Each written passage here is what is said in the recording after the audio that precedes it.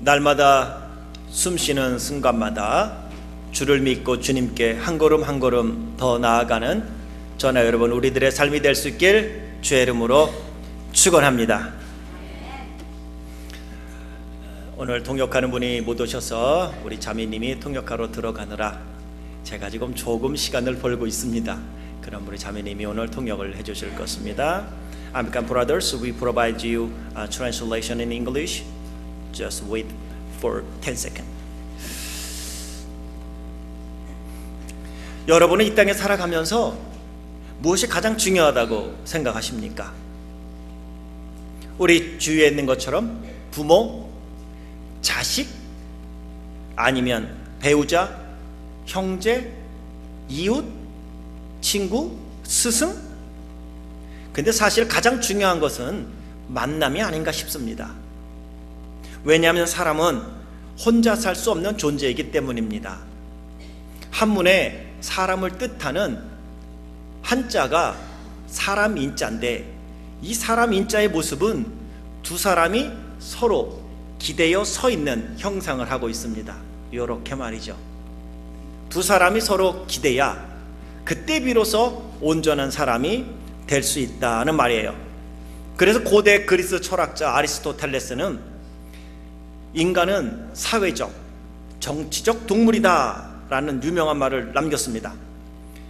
혼자는 살 수 없고 더불어 함께 살아가는 존재라는 것을 의미하고 있는 것이죠. 그런데 아리스토텔레스의 이러한 사상은 아리스토텔레스의 것이 아니라 사실은 성경의 가르침인 걸 우리는 압니다. 창세기부터 요한계시록까지 성경 전체는 관계에 대해 말씀하고 있고 그 관계를 통한 축복에 대한 말씀으로 가득 차 있다는 것입니다. 오늘 본문은 바로 성경 전체를 요약해 놓은 말씀이라 할 수 있는데 그 중심에는 만남을 통한 관계가 자리하고 있다는 것을 우리는 볼 수 있습니다. 하나님과의 귀한 만남과 그 관계를 통해서 우리는 천국이라는 것을 요한계시록에서 보게 되는 겁니다. 인간과의 만남을 통한 그 관계를 통해서 하나님은 우리를 복주시기로 계획을 하셨기 때문에 이 만남을 통한 관계는 우리가 이 땅에 살아감에 있어서 가장 중요하다 말하지 않을 수 없는 것입니다. 오늘 본문에 보면 서기관, 다시 말하면 성경을 필사하는 사람들입니다. 성경에 대해 해박한 지식을 갖고 있는 서기관 중에 한 사람이 예수님께 질문을 합니다. 선생님, 모든 계명 중에서 첫 번째 되는 계명이 무엇입니까? 그때 예수님께서 친절하게 29절과 30절에 이렇게 해답을 주십니다. 첫째는 이것이니 이스라엘아 들으라. 주 곧 우리 하나님은 유일한 주시라.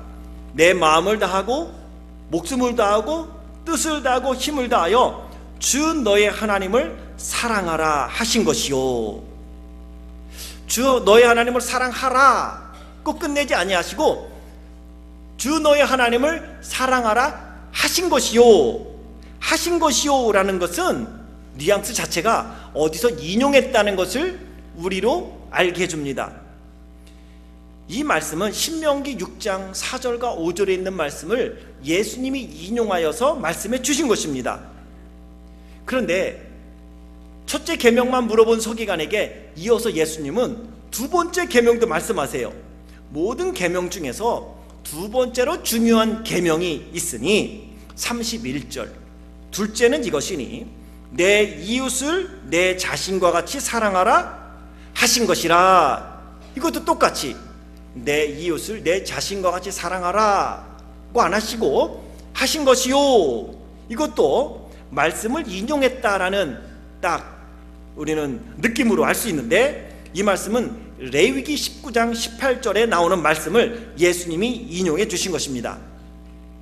하나님과 사람과의 관계 그리고 사람과의 관계를 맺어주는 매개체가 있는데 그것은 사랑이라는 것을 말씀하고 있습니다.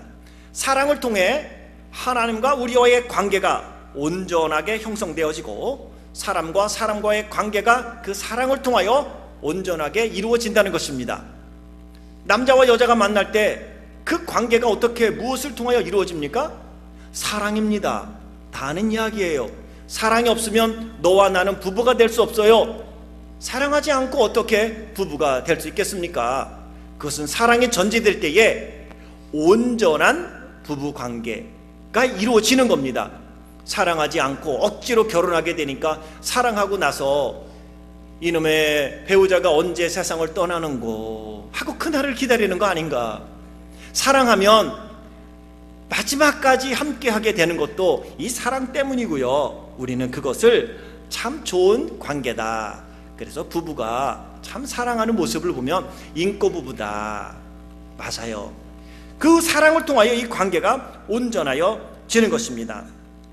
이 두 계명은 만남을 통한 관계를 말씀하는 것으로서 첫째는 신인관계, 하나님과 인간과의 관계를 말씀하는 거고, 두 번째는 인인관계, 사람과 사람과의 관계를 말씀하고 있는 것입니다. 하나님과 우리와의 관계를 안다면 사람과의 관계는 이런 거겠죠. 부모와 자녀와의 관계, 남편과 아내, 부부와의 관계, 형제와의 관계, 이웃이나 친구와의 관계를 말하는 거겠죠. 하나님께서는 하나님과의 만남을 통한 관계, 사람과의 만남을 통한 관계를 통하여 복을 주시고 은혜를 주시고 기쁨을 주시고 행복을 주시고 만족을 주시고 즐거움을 주십니다. 그러게 하나님을 사랑하고 이웃을 사랑하기 위해서는 관계가 좋아야 하고, 바꿔 말하면 관계가 좋으려면 사랑을 해야 한다는 것입니다. 그래서 그런 말도 하잖아요.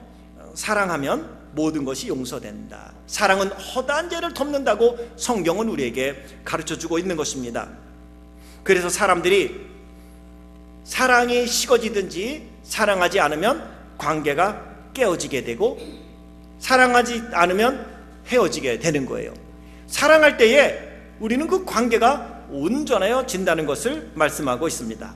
오늘 말씀을 통해서 나는 정말 하나님을 얼마나 사랑하는가, 나는 하나님과 관계가 좋은 사람인가, 하나님하고 관계가 좀 어색한 사람인가, 자기 자신의 신앙을 돌아볼 수 있기를 원합니다. 그리고 나와 함께 살아가는 사람들과의 관계가 어떠한가. 서먹하다면 다시 사랑이 있어야 되겠고, 사랑한다면 그 관계가 회복될 것이니 남에게 적용하지 마시고 꼭 자기에게만 적용하여 생각할 수 있기를 바랍니다. 우리가 하나님을 믿음에 있어서도 꼭 남에게만 적용을 시키기 때문에 믿음이 성장하지 않는 거예요. 신앙이 성숙하지 않는 사람들을 보면 다 남에게만 적용을 시켜요. 오늘 사랑이라는 걸 설교하면서 들으면서 그러지요. 너나 사랑하세요. 이 사람은요 절대 믿음이 성장할 수 없고요, 절대 예수님을 닮을 수 없고요, 절대 그 사람을 통해서는 신앙의 성숙을 기대할 수 없는 것은 오늘 내가 하나님 앞에 정말 하나님을 얼마나 사랑하는가. 주님 없으면 정말 못 살겠습니까? 사랑한다면, 주님을 사랑한다면 그 사랑을 어떻게 표현하면 좋을까? 자기 자신을 돌아보는 겁니다. 깊어가는 가을에 내 신앙을 점검하자고 오늘 말씀을 전합니다. 11월 가을의 마지막 달에 나는 정말 내 안에 하나님을 얼마나 사랑하는가, 또 하나님께서 나에게 주신 나의 자녀, 나의 부모, 그리고 나의 배우자, 나의 형제, 이웃, 내 안에는 그 사랑이 얼마나 있는가 한번 돌아보면서 오늘 하나님과의 관계와 사람과의 관계, 그것은 하나님의 축복의 통로라는 사실을 기억하고 오늘 다시 한번 하나님과의 관계가 회복되어지고 하나님이 여러분에게 허락하신 축복의 만남이 다시 온전하게 회복되어지는 귀한 역사가 일어나길 주의 이름으로 축원합니다. 그렇다면 첫째로 하나님을 사랑하는 것이 왜 모든 계명 중에서 첫 번째라고 말씀하고 있는 걸까요? 그리고 하나님과의 사랑이 우리의 삶 속에 그 사랑을 통한 관계가 왜 축복의 통로가 되는 것일까요? 오늘 첫 번째 계명은 10계명의 1부터 4계명을 요약해 놓은 겁니다. 나 외에는 다른 신을 섬기지 말라. 너를 위하여 새긴 우상을 만들지 말라. 너의 하나님 그분의 이름을 망령되이 부르거나 욕되게 하지 말라. 네 번째가 안식일을 기억하여 거룩히 지키라. 이 네 가지의 계명은 하나님과의 관계만 좋으면 언제든 지켜질 수 있는 겁니다. 하나님만 사랑한다면 이 계명은 언제든지 순종할 수 있게 되어 있습니다. 그렇다면 여러분 자신에게 물어보십시오. 여러분은 하나님을 정말 사랑하고 있습니까? 얼마나 여러분은 하나님을 사랑하십니까? 예수님을 통하여 보여준 그 하나님의 사랑을 여러분 얼마나 기억하고 감사하며 삽니까? 오늘 교회에 와서 얼마나 간절히 사모하는 마음으로 하나님을 향하여 사랑한다고 고백하셨습니까? 여러분은 정말 그렇게 하나님을 사랑합니까? 하나님을 사랑한다면 그 사랑한다는 것을 여러분 어떻게 표현하고 있습니까? 우리는 하나님이 나를 사랑한다고 God loves me, God loves you 만 말하지 I love you, God 시라는 데는 너무나 희박합니다. 우리는 하나님이 나를 사랑한다는 것에 우리는 만족하는 경우가 많습니다. 하나님이 날 다 아신다고. 그러면 여러분은 반대로 하나님을 얼마나 아십니까? 우리는 하나님께로부터 무조건 받으려고만 하지 하나님께로부터 받은 걸 가지고 내가 하나님께 드리고자 하는 마음을 여러분 얼마나 갖고 있느냐는 질문입니다. 하나님을 사랑한다면 하나님의 말씀을 순종하는 것은 어렵지 않습니다. 순종하지 못하는 것은 그만큼 하나님을 사랑하지 않는다는 증거가 되겠죠. 그래서 요한일서 5장 3절은 하나님을 사랑하는 것은 이것이니 우리가 그의 계명들을 지키는 것이라. 그의 계명들은 무거운 것이 아니로다. 하나님을 사랑한다는 것은 그의 계명을 지키는 것이라고 말씀합니다. 적어도 십계명에 나와 있는 네 가지의 계명은 무거운 것이 아니라 하나님을 사랑하면 그 사랑하는 사람 때문에 그 관계 때문에라도 신의를 지키게 된다는 것입니다. 사람과의 신의는 소중히 여기면서 하나님과의 신의를 저버리는 건 하나님보다 사람을 더 많이 사랑한다는 것이죠. 한동안 한국에 유명한 CF송이 있었습니다. 광고 나올 때 80년대 나왔던 CF송인데 CF송으로 말미암아 그 오렌지 상품이 그렇게 많이 팔렸대요. 그 가사가 너무 좋아요. 가끔도 생각하면 지금도 따라해요. 하늘에서 별을 따다 하늘에서 달을 따다 두 손에 담아드려요. 그러면 뒤에서 코러스가 쫙 나와요. 하늘에서 달을 따고 하늘에서 별을 따다 두 손에 담아드리는 이유는 뭐예요? 뭐 때문에? 그렇죠.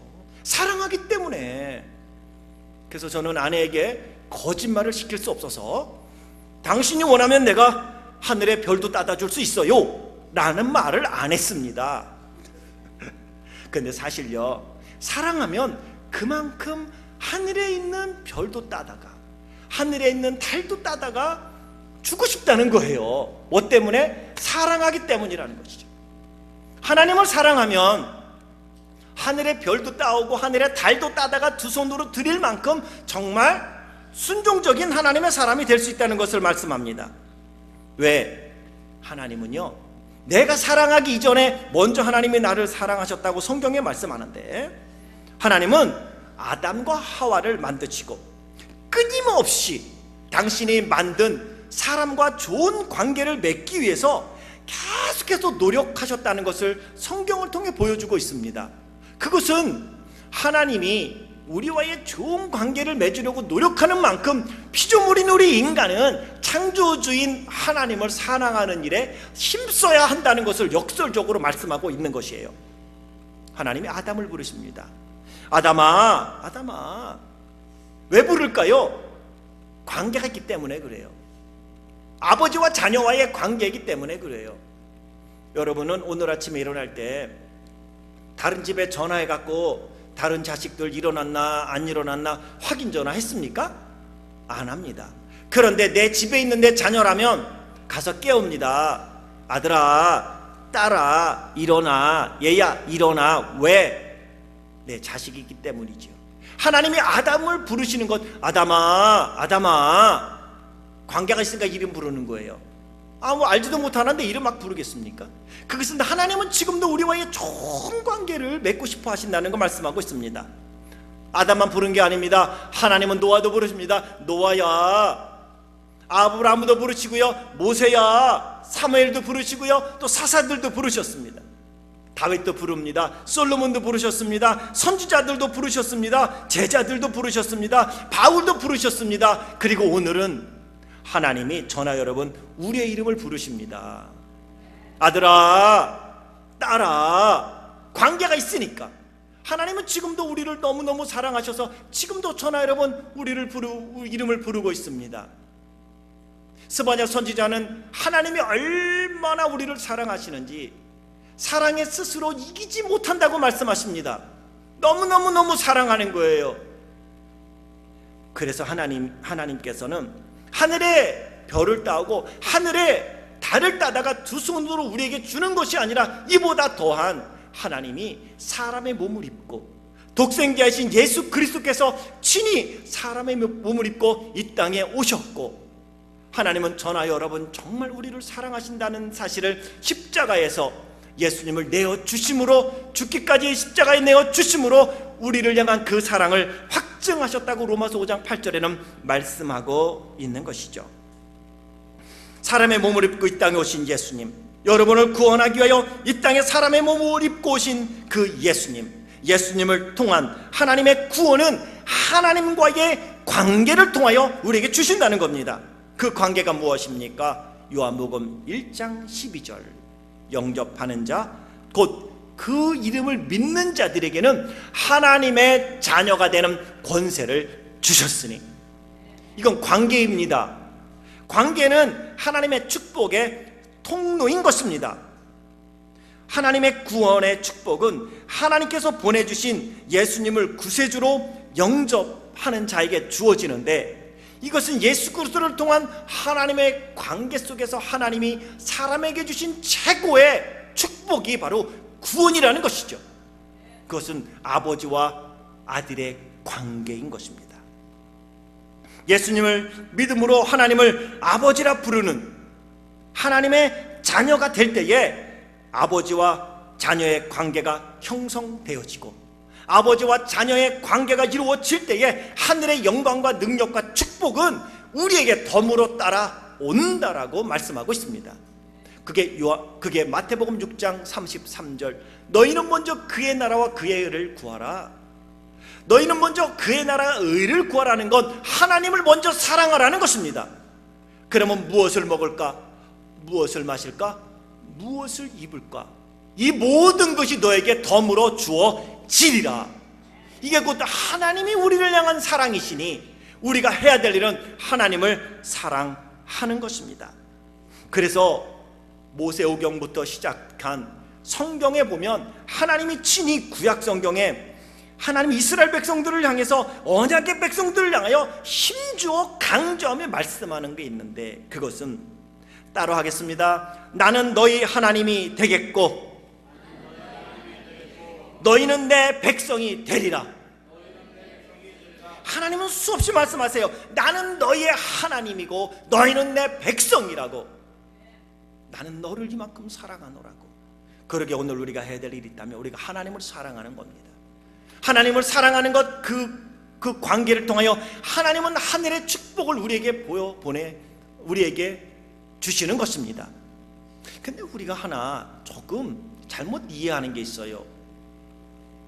잘못 이해하는 거지만 들을 때 참 듣기 좋으니 옆에 있는 분에게 인사 한번 하고 설명할게요. 당신은 하나님의 축복의 통로입니다. 인사하겠습니다. 당신은 하나님의 축복의 통로입니다. 자, 설명할게. 잘 들어봐요. 수원지, 저수지에서 물이 여러분의 집까지 가려면 뭐가 필요해요? 파이프가 필요해. 파이프가. 그걸 통로라 그래. 자, 저수지에 있는 축복이, 물이 내 집까지 왔어요. 그러면 그 중간에 있는 파이프는 물을 얼마나 마셨겠습니까? 다시 이해가 돼요? 저수지에 있는 물이 여러분의 집까지 가는 동안에 이거를 연결해 주는 게 파이프예요. 통로예요. 그러면 여기 있는 파이프들은 물을 많이 마셨을까요? 안 마셨을까요? 안 마셨어요. 아세요? 이 통로가 된다는 것 자체가 소중하다는 거죠. 저나 여러분, 우리가 하나님의 축복의 통로라고 말하는데 우리는 자꾸 그 축복을 내가 받으려고 하니까 파이프가 어떻게 돼요? 터지는 거예요. 그러니 하늘의 영광과 기쁨을 나도 맛보고 다른 사람들에게 그 축복을 전달해 줘야 되는데 전달을 못 해주는 거예요. 말로만 축복의 통로는 통로일 뿐이에요. 통로의 사명을 감당하면 상대방도 복되고 나도 축복되는 것입니다. 이것이 두 번째 계명입니다. 이웃을 자신의 몸과 같이 사랑하는 관계가 왜 축복되겠습니까? 두 번째 질문 메시지예요. 우리가 이 통로를 생각하는데 우리는 이 통로가 아니라 자꾸 내가 복을 받고 싶어 해요. 근데 성경은 말씀해요. 야, 너는 축복의 통로야. 아브라함이 복의 근원이 되었어요.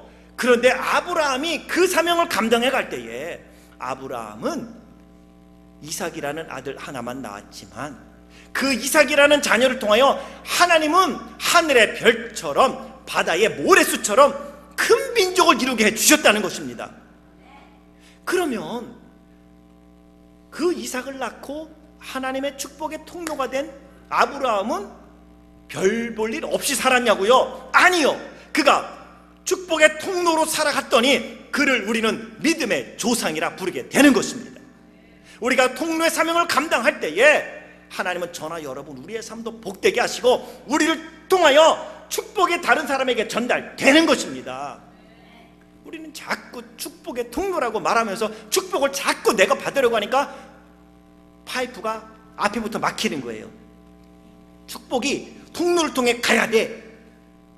못 가게 하니까 야야야 잠깐 가지마. 아니야, 너는 내 거야, 내 거. 어디 가려고 그래? 잠깐 가지마.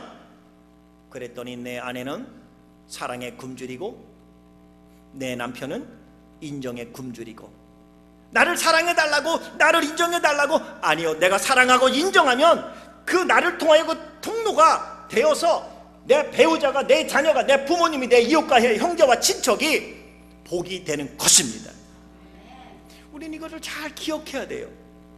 통로가 돼야 되는데 통로는 안 되고 냅다 내가 복을 받으려고 하니까 그게 내 선에서 멈추니까 이기적인 성도가 되는 거고요. 나를 인정해주지 않는다고 날마다 불평하는 거예요. 통로가 돼보세요. 인정해줘 보세요. 그 사람이 여러분을 존경하게 되어 있습니다. 존경과 인정은 서로 통하는 것이니 그게 통로인 것입니다. 왜 통로를 자꾸 막습니까? 오늘 그거를 뻥 뚫어라. 그게 예수님이 말씀하신 두 번째 계명입니다. 서기관은 하나님과의 나와의 관계면 다 되는 줄 알았어요. 하지만 아니요, 하나님과의 관계가 온전한 성도들은 이제는 이웃과의 온전한 관계를 이루어야 하니 그것이 곧 십자가에서 예수님이 완성하신 구원인 것입니다. 이웃을 자신의 몸과 같이 사랑하는 관계, 이 두 번째 계명은요 10계명을 요약해 놓은 것인데 5번째부터 10번째까지 이 말씀을 요약해 놓은 것으로 온전한 사람과의 관계를 이루라고 말씀하신 것입니다. 5번째, 내 부모를 공경하라. 살인하지 말라. 간음하지 말라. 도적질하지 말라. 내 이웃에 대하여 거짓 증거하지 말라. 내 이웃의 집을 탐내지 말라. 결국은 좋은 관계 속에서 이 하나님이 말씀하신 계명들은 지켜질 수 있다는 것입니다. 혼자 관계가 좋아지지 않습니다. 서로를 소중히 여기고 나보다 남을 낮게 여기는 마음, 어여삐 여기는 마음을 가질 때 관계가 좋아집니다. 내가 싫으면 남도 싫을 수 있습니다. 그런데 우리에게는 아직도 나는 치유 불가능한 존재인가 보다 라고 깨닫게 하는 일들이 있으니 뒷말하는 거 싫어한다고 말하면서 나는 뒷말하고, 나는 정직하다고 말하면서 뒤에 가서는 엉뚱한 말하고, 그 얘기를 듣는 사람은 좋겠냐고요. 하고 싶으면 솔직하게 얘기하면 좋을걸. 그때마다 느끼는 건 아하, 내가 아담의 후예구나. 아담아 아담아 내가 어찌하여 선악을 알게 하는 나무를 먹지 말라 했는데 먹었더냐? 하나님이 저 여인을 나에게 주지 않았다면 내가 죄를 지었겠습니까? 바로 저 하나님이 주신 여인 때문에 내가 저 선악을 알게 하는 나무를 먹고 범죄하였나이다. 그러게 오늘 우리에게 필요한 건 하나님의 은혜입니다. 하나님과의 온전한 관계가 이루어질 때에 이웃을 향하여도 손을 펼칠 수가 있고요. 여러분은 축복의 통로입니다. 그 축복을 내가 가지려고 하면 통로는 절대 안 됩니다. 하지만 내가 통로의 문을 열고 하나님 나를 사용하세요. 그래야 내가 그 축복의 통로가 되어 나아갈 때에 저나 여러분 우리를 통하여 아브라함처럼 열방의 복을 받으며 하늘의 별처럼 바다의 모래수처럼 많은 민족이 많은 사람이 저나 여러분 우리를 통하여 하나님을 만나고 하늘의 축복을 경험하게 되어지는 놀라운 역사가 일어나게 되리라 믿습니다. 하나님은 사람을 통해 일하십니다. 사람과의 만남을 통하여 역사하십니다. 그러기에 서로를 소중히 여길 수 있어야 합니다. 그러기에 옆에 있는 지체는 하나님께서 여러분에게 복을 전달해 주기 위하여 하나님의 축복의 통로라는 사실을 반드시 기억하셔야만 합니다. 옆에 있는 분은요, 하나님이 여러분에게 복을 주시려고 여러분 옆에 붙여놓은 하나님의 축복의 통로입니다. 그러니 옆에 있는 분한테 뭐라고 인사하면 좋겠어요? 네, 인사하겠습니다. 저의 축복의 통로가 되어주셔서 감사합니다.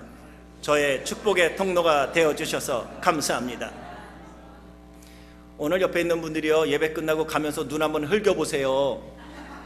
아, 오늘 완전히 하루 꽝이에요.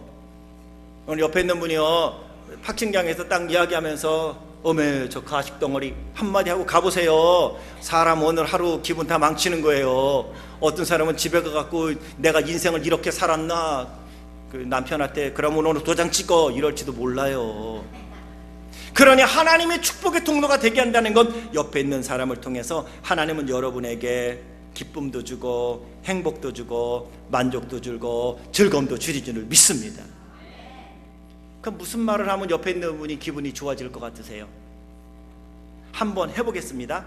생각해 보셔요. 뭐라고 옆에 있는 분한테 얘기하면 이분이 기분이 좋아질까? 그러면 나는 축복의 통로가 되는 것이고, 축복의 통로가 된다면 하나님이 함께하는 것이고, 하나님이 함께하는 자가 이런 사람이다라고 이야기하는 것이 한번 생각해 보셨다가 됐죠? 옆에 있는 분에게 인사합니다. 시작.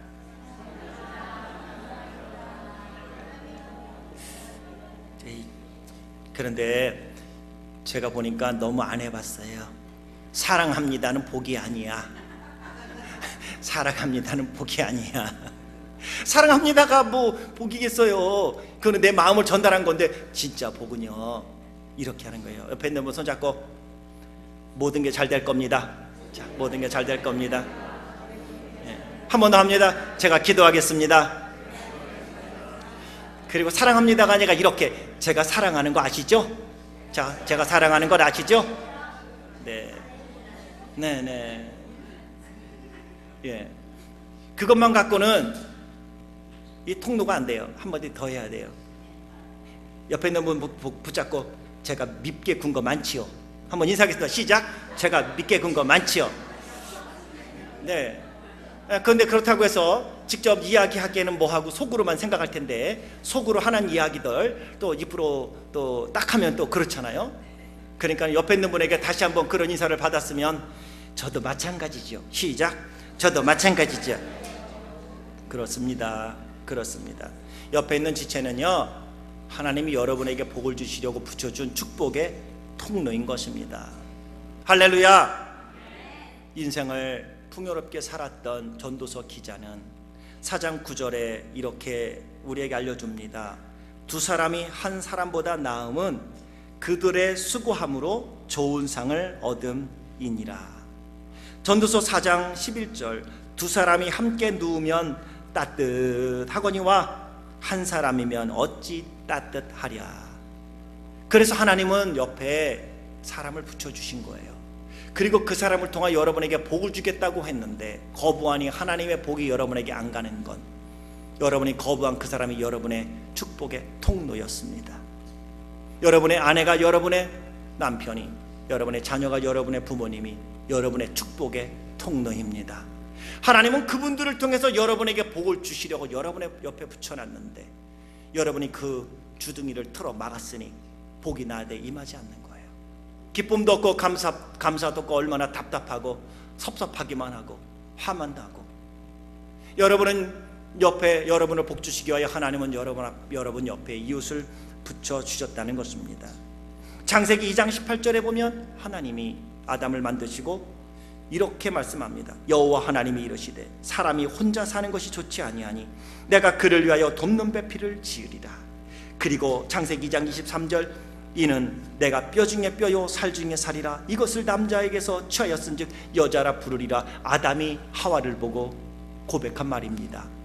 하나님은 혼자 사는 것, 독처하는 것이 좋게 보이지 않아 아담에게 사람을 주어 그때부터 인간관계를 형성하셨고, 그 외로움을 달래주려고 누굴 붙이셨다고요? 하와를 주신 것입니다. 아십니까? 저 외롭지 말라고 아내를 주고, 아내 외롭지 말라고 남편을 주고, 나 외롭지 말라고 이웃을 주고 사랑하는 관계를 형성케 하셨으니 옆에 있는 분이 여러분의 축복의 통로임을 꼭 기억하고 감사하며 사시는 성도들이 되길 주의 이름으로 축원합니다. 어저께 그저께 헌당 기금 마련 가을 바자회 하는 모습을 보면서 제 마음이 참 흡족했던 것이 있습니다. 바자회가 정말 잘 됐다 해서 흡족했던 것이 아니라 제 마음이 정말 흡족했던 건 우리 성도님들이 인간관계가 참 좋구나 이런 생각을 하면서 너무 만족했어요. 섬기는데 하나도 힘들지 않은 건 사실은 오픈해 놓는다고 사람이 오는 게 아니라 다 나와 관계된 사람들에게 우리 교회에서 이런 특별한 일을 해 라고 말씀을 하면 그 관계 때문에 오시게 되는데, 많은 외부분들이 오셔서 우리 성도님들과 대화하고 그리고 그분들이 이야기하는 걸 보면서, 그리고 외부에서 오신 분들이 하나라도 더 어쨌든 팔아주길 원하고 조금이라도 더 도네이션이라도 좀 하고 가려고 하는 모습을 보면서 누구 보고 왔겠습니까? 우리 성도님들을 보고 온 거예요. 관계가 안 좋은 사람들은요 초청도 못 하더라고요. 그런데 관계가 좋은 사람들은 일부러 가서 라이드까지 해서 모셔오는데 그 친구분들이 와서는 너무너무 두 분의 관계가 행복하고 아름다운 모습을 보면서 이래서 서로가 축복의 통로가 되고 서로가 행복하고 기쁘고 만날 때마다 반갑고 즐거워하는구나 라는 모습을 보면서 저도 참 많이 행복했습니다. 사람과 사람과의 만남이 축복인 것은 하나만 더 이야기한다면 사무엘상 20장에 다윗과 요나단의 관계를 빼놓을 수 없습니다.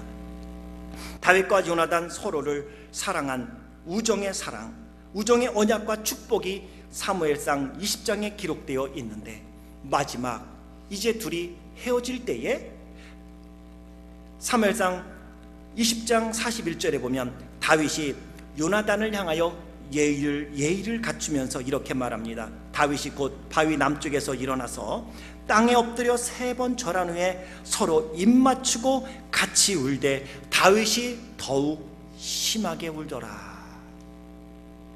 헤어짐에 대하여 그렇게 관계가 있는 거예요. 그렇다면 예의를 갖췄다는 게 중요한 거고요. 42절에 요나단은 자기 친구이면서 자기 매제이면서, 그런데 요나단은 왕자잖아요. 근데 요나단이 다윗을 향한 그 우정과 언약의 축복 42절에 보면 요나단이 다윗에게 이르되 평안히 가라. 우리 두 사람이 여호와의 이름으로 맹세하여 이르기를 여호와께서 영원히 너와 나 사이에 계시고 내 자손과 내 자손 사이에 계시리라. 그래서 사도 바울은 로마서 12장 18절에 할 수 있거든 너희로서는 모든 사람과 더불어 화목하라 라고 말씀하고 있습니다. 사랑하는 성도 여러분, 11월 가을에 열매 맺어야 되는데 무슨 열매 맺겠습니까?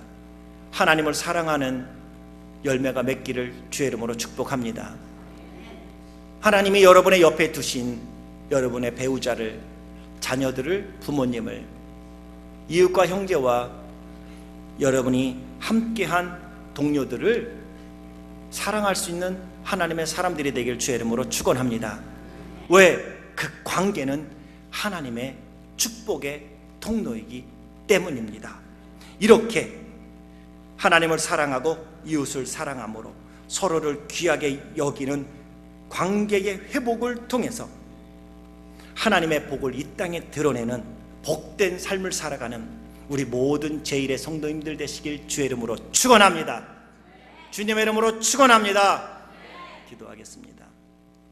하나님 아버지, 하나님을 사랑하고 이웃을 사랑하는 건 결국 하나님과의 온전한 관계, 건강한 관계, 사랑의 관계, 이웃을 사랑함으로 서로를 향한 축복의 통로가 된다는 것, 그 관계를 통하여 하나님은 지금도 복을 주신다는 사실을 귀한 말씀을 통하여 주셨사오니 풍성한 결실의 계절 11월에 우리 모든 성도님들이 하나님과의 관계가 회복되어지고 인간과의 관계가 회복되어져 이 땅 가운데 하나님의 영광을 높일 수 있는 이보다 더 큰 계명이 없다 하신 주의 뜻을 온전히 이루는 풍성한 열매 맺는 성도들 되도록 축복해 주옵소서.